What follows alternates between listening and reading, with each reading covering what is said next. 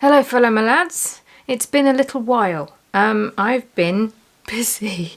Work has been manic the last few months, and there's been an awful lot of life stuff as well going on, which has taken its toll a little bit, I'm not going to lie. Don't worry, I'm coming out the other side of it now, so I'm starting to feel a little bit more relaxed. I think that's what's sort of brought me to this point where I feel like I can sit down and think about making videos again for this here channel, and I have got some stuff to share with you. Bear with. So in the last video I mentioned that I was feeling a little dry with regards to ideas for spring. I knew I wanted to make a spring project bag, but other than that I didn't really have any ideas. Well, she done. This has been likened to almost everything except for what it was actually inspired by. It's been likened to mud splats, blood splats, poop. It was inspired by a blackbird's egg, darlings. I feel like maybe that was just in my head though, because I don't think anybody else has seen that when they saw this. And it doesn't help. I might need my phone to demonstrate this. If I hold it up there. Can you see how it sparkles? Yeah, the speckles are not supposed to sparkle, but I applied the speckles with a brush I hadn't cleaned properly, and it was the brush that I had used to add the sparkles on the last Galaxy bag that I made. There you go, a sparkly blackbird egg shell inspired bag we have. I wasn't supposed to sound like Yoda there, but there you go. Do you want to see something else exciting? Ta-da! Only a finished sock set, you guys! I made a pair of socks! I am still so proud of this. Like you would not believe. Not without issues. I frogged so much back. The heel, I mean, I say so much, it was basically the same part, but over and over again. And the yarn started to felt, is that the right word? After a little while, or started to get tangled quite easily. And that didn't help because it meant that as I was knitting across, sometimes I wasn't picking up the whole yarn, I was sort of splitting it. And that meant that at some points later on that yarn would then break and I would end up with a hole. This was a huge learning curve. A huge, frustrating at times learning curve. But I love it. I love it. This is, if I take this off the blocker, because I want to show you the blocker as well. But also, I just want to show you the difference in the socks. So if we look at the cuff there of my first sock compared with the cuff of my second sock, you can see the difference just in the tension. This one is so tidy and neat and tight compared to this one, which is a bit more loosey-goosey. But I love them both dearly. And yes, I didn't get the wool to the point where I could start with the same colour. That was actually on purpose because I was a bit worried that I wouldn't have enough yarn, which turns out I didn't have to worry about at all. But second of all, I just kind of, I like the whole mismatch. I didn't want it to be too uniform.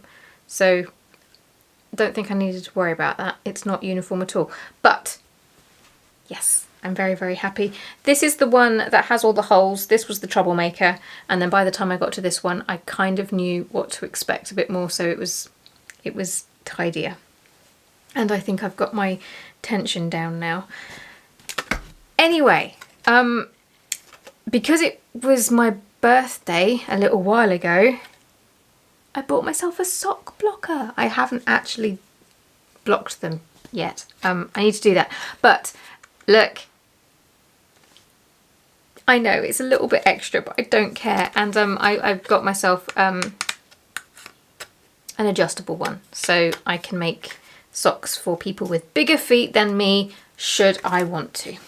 I also got myself those longer circular needles required to finish the socks. So I don't know, maybe a jumper's next. Can you knit a jumper on these? I don't know. I forget how big these are. 32? 34? 36? I have no clue. It's 30 something inches. There will be a jumper at some point. Will I do it now? It would certainly be a longer whip, because that's the only downside for me about knitting up socks.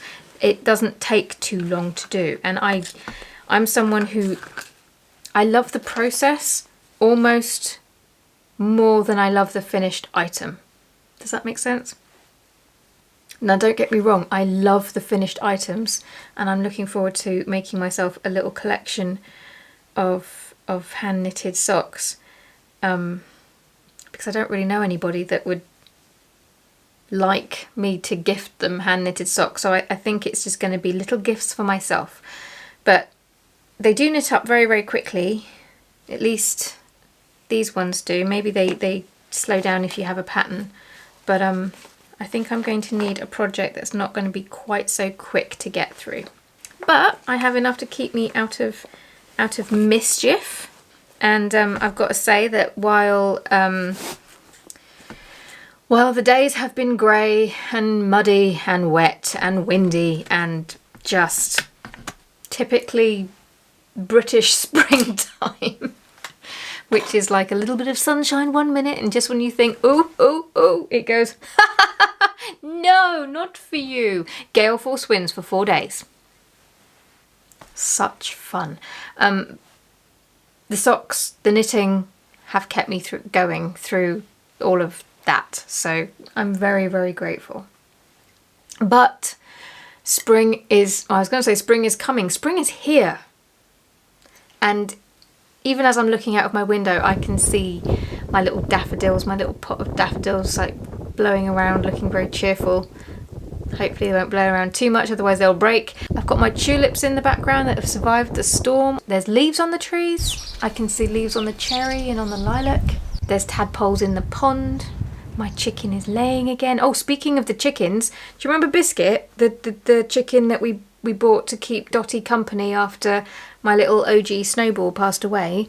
Well, Biscuit is a boy. We had our suspicions when he started growing bigger than Dottie. It was like, oh, I think we've got ourselves a cockerel there, which is no problem.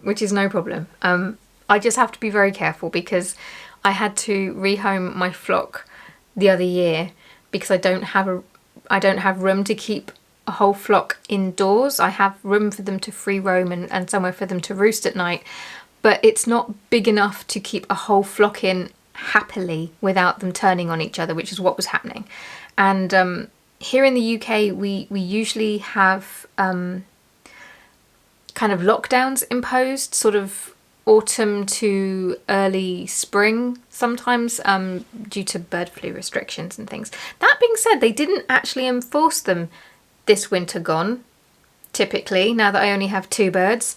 But yeah, because I don't have the room, it wasn't fair to keep them literally cooped up for 6 months of the year. So I was able to find a couple nearby who they have all of the area. They've got this massive setup. Basically, they were looking for chickens to complete that setup because they wanted to be chicken owners.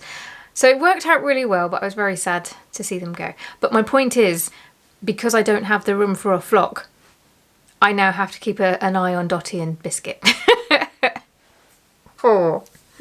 But it's fine. It's actually worked out really, really well. And I'm laughing because he is very protective. Not aggressive. He's not aggressive. He's such a sweetheart.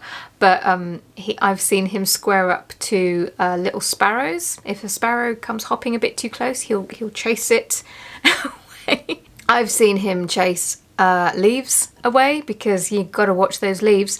And I've seen him squaring up to Alessi's swing in the back garden because the wind blew it. It fills my little heart to see them together, and I just have to be careful that we don't end up with a little brood because, oh gosh. Luckily, that's nice and easy because you need a broody hen for that, and I will notice very, very quickly if she's just laying on her eggs. Anyway, I'm digressing. You're not here for chicken chat. Let's move on.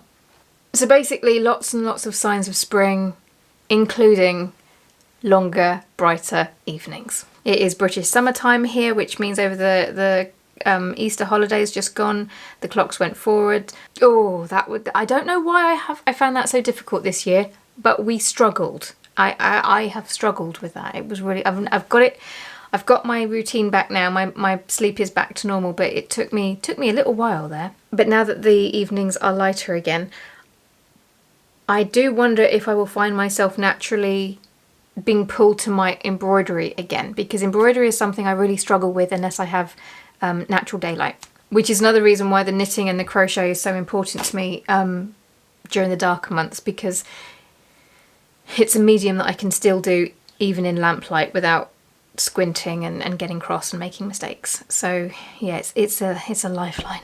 But as I say, now that it's getting lighter, I think I'll start doing some more embroidery projects again, because I feel like it's been an age since I've embroidered something that wasn't for the shop.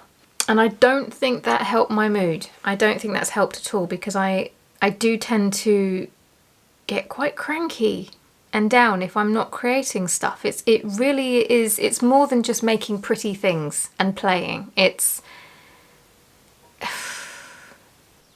Sorry, I'm distracted. I'm watching sparrow outside collecting up grass. Nesting time, you guys. What was I saying? Yeah, it stops my thoughts from spiraling, stops me ruminating, just gets me out of my head for a little bit. It's rest in a non-physical sense. That's the best way that I can describe it.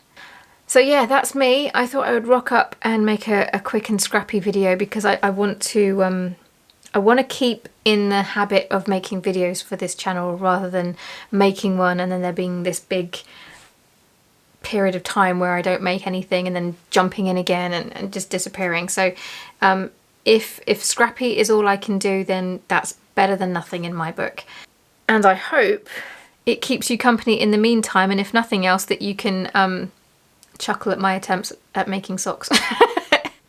I can see how it gets to be an expensive hobby. I've seen so many sort of yarn colours that I just think, I must have that. I've got an order of stitch markers on the way. I've got some for summer, and I've also got some for winter that I'll show you in the next video. I'm so excited. And I do also like the idea that this gives me a genuine reason to make myself more project bags, because I'm going to need them. It's a perk of the job. If I can't make myself a project bag here and there, then what's the bloody point? Okay, I need a fresh brew, because it's that kind of a day. Thank you for joining me here. I hope I didn't bore you too much. I just wanted to update you on my socks and, you know, show you my bag, because I've been meaning to post a picture of this on Instagram, but every single time I went to, I kept thinking, nope, I must share it with the channel first. So here goes. And I will see you next time. Bye bye.